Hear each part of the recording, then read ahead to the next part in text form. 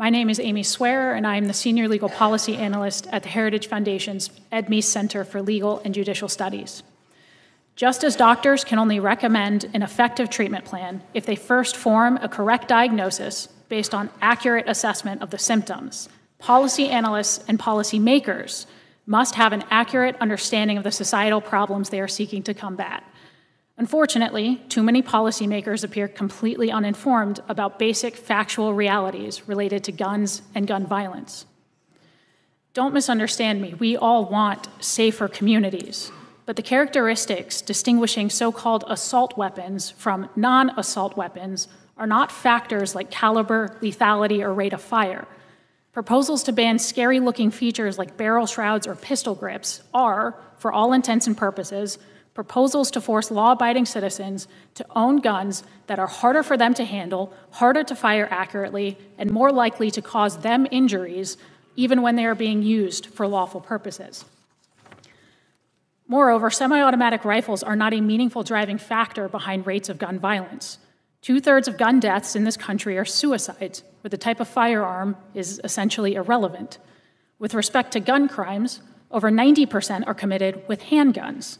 Rifles of any kind are definitively used in only 3 to 4% of gun homicides every year, and an American citizen is 4 times as likely to be stabbed to death than they are to be shot to death with a rifle of any kind. Despite frequent claims that semi-automatic rifles are the weapon of choice for mass public shooters, in the last decade, over half of these shootings have been carried out with handguns alone.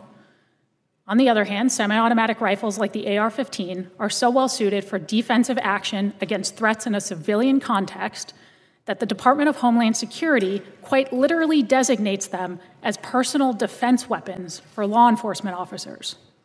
It is little wonder, then, that millions of law-abiding citizens in this country also choose these types of semi-automatic rifles as their own personal defense weapons.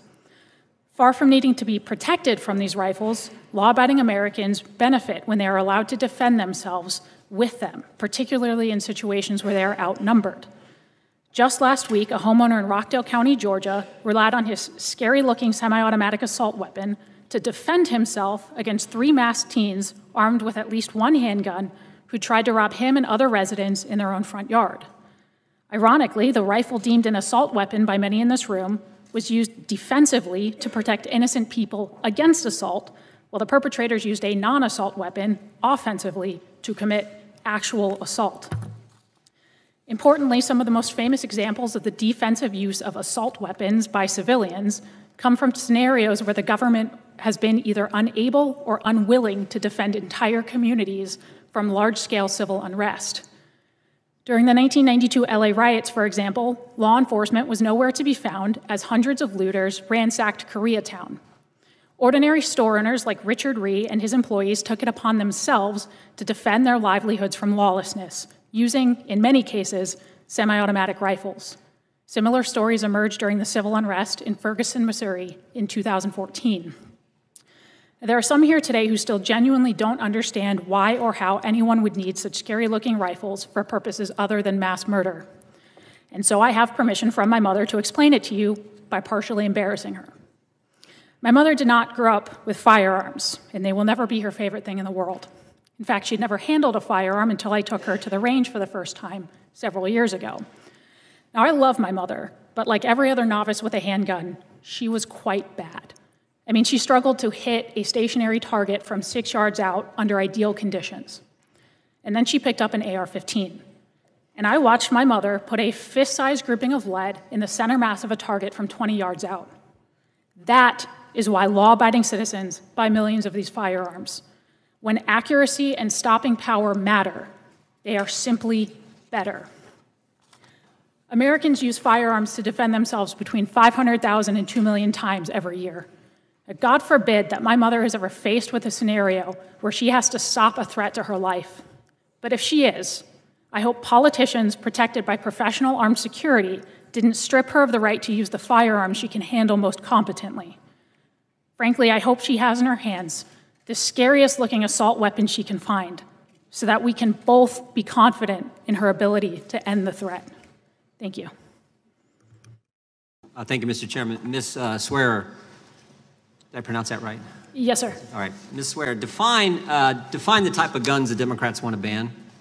It appears to me common semi-automatic firearms that just happen to have certain features like pistol grips and barrel shrouds, even though they are functionally the equivalent of other commonly owned semi-automatic firearms. Semi-automatic weapons with a magazine capacity of 10 rounds or more with scary features. Is that right? Yes, sir. That is my understanding. How many types of guns does that entail? Is that a lot? A lot. Yes, sir. All kinds of them? Yes, sir. I think when your opening remarks, you talked about the scary features, but they're just features. Other than the look, they don't change the way the weapon, the impact the weapon may have on a bad guy trying to do someone harm, right? No, sir, they don't change the function. In fact, some of them, like barrel shrouds, actually protect lawful users from things like serious burns. And as I read the Second Amendment, it doesn't say the right to bear arms shall not be infringed unless the gun has scary features. It doesn't say that, does it? No, sir, it does not. You think bad guys are going to follow this law? Sir, they already fail to follow many of our laws. Yeah, only good guys, only law-abiding people like yourself, others are going to follow this law, right? Yes.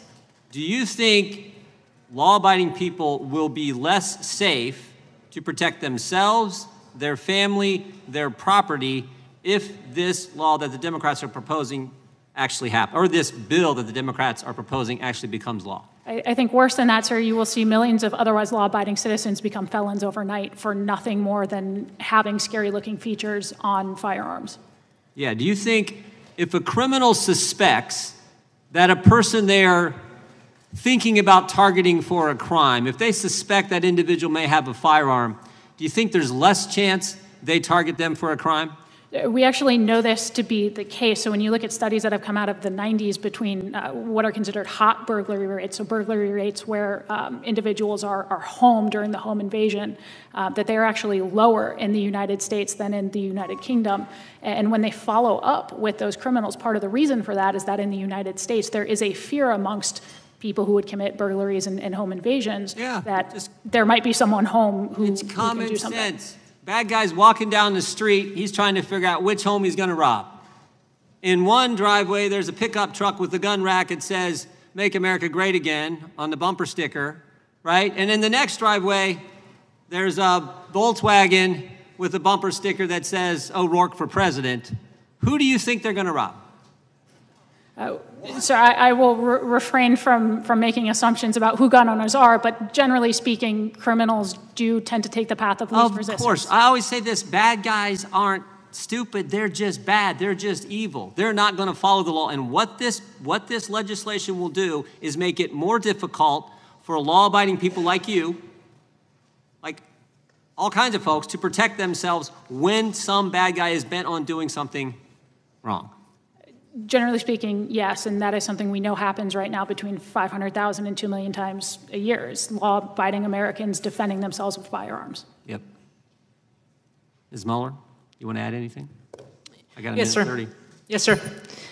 First of all, anybody in here who has endured any kind of unspeakable violence or lost loved ones, I want to say thank you, or I'm sorry, because I want somebody there immediately. I want you to be your own first responder, and I will be glad to talk to you about how to keep your family safe. I am sorry that this has happened to you, and my community is the first one that wants to make sure everybody is safe with a firearm.